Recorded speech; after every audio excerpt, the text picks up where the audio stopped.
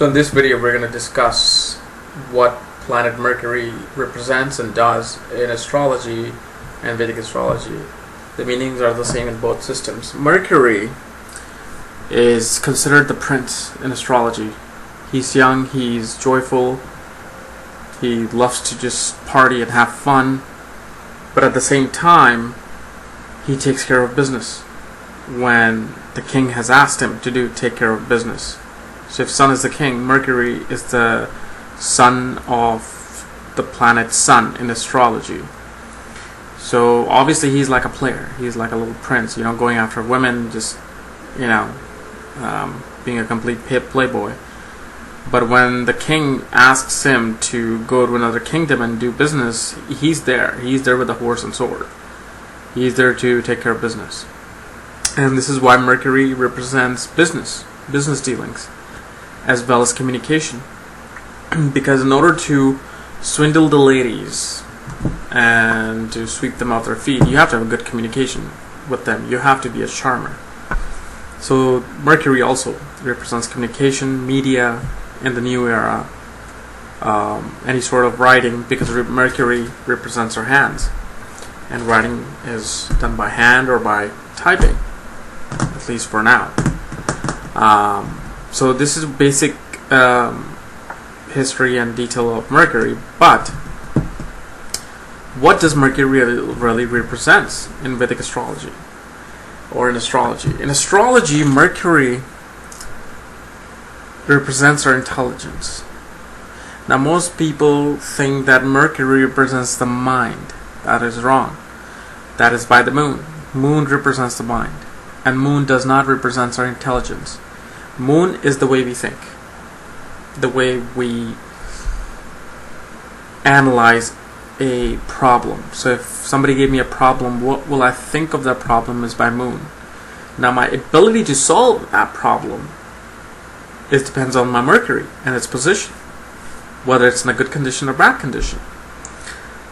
So this is what Mercury is. It's intelligence.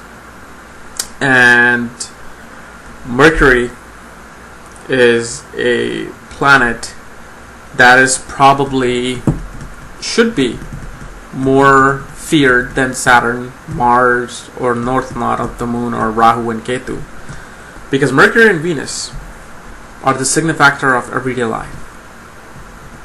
The second house, which is Venus is the signifactor of that, because originally Taurus is the second sign, and Taurus rules the second house, and Mercury rules the sixth house and the third house.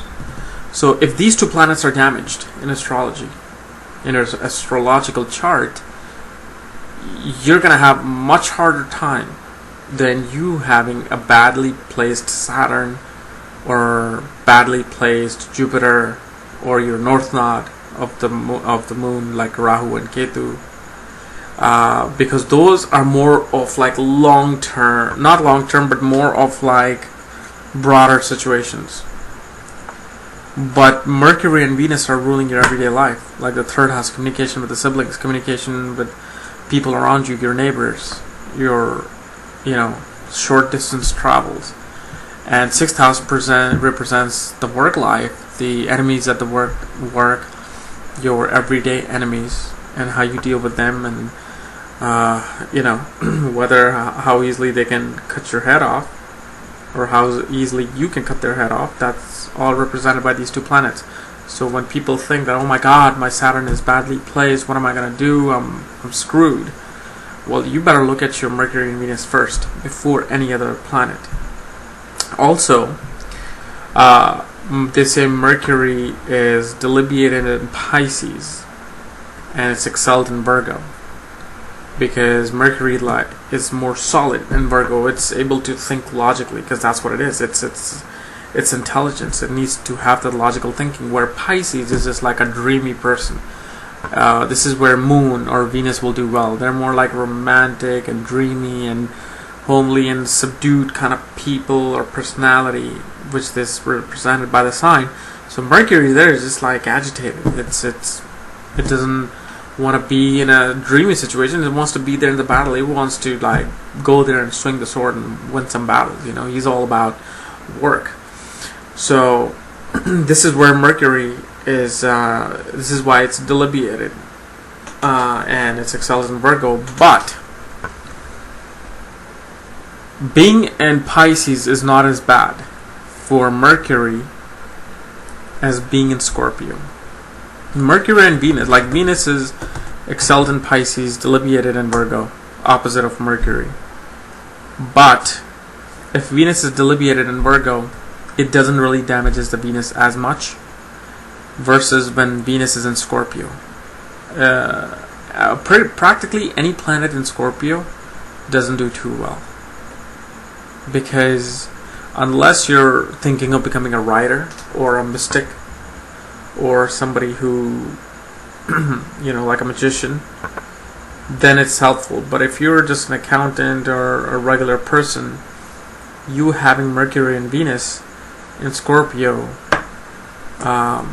will make you isolated, will put you into isolation in your life.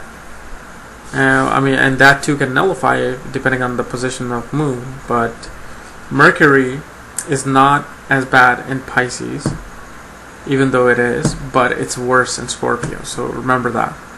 So anyway, this is the basic analysis of the planet Mercury, and gem is emerald. And that's another thing I wanted to actually, I remember, good thing I remembered, I wanted to talk about. Like in modern crystal healing books and all that, they say Venus is represented by emerald, because emerald is the heart chakra. It's about love. It's not true.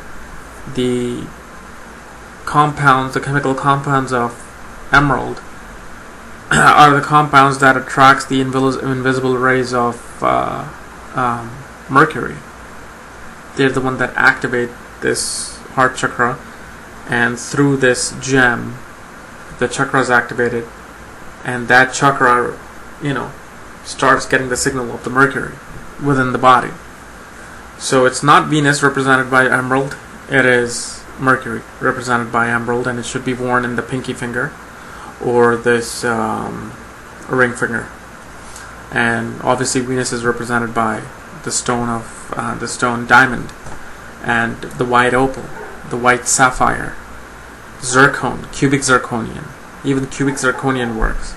People deny it, say it's just glass because it's lab made cubic zirconian, but trust me, it works. It works. So hopefully this helped.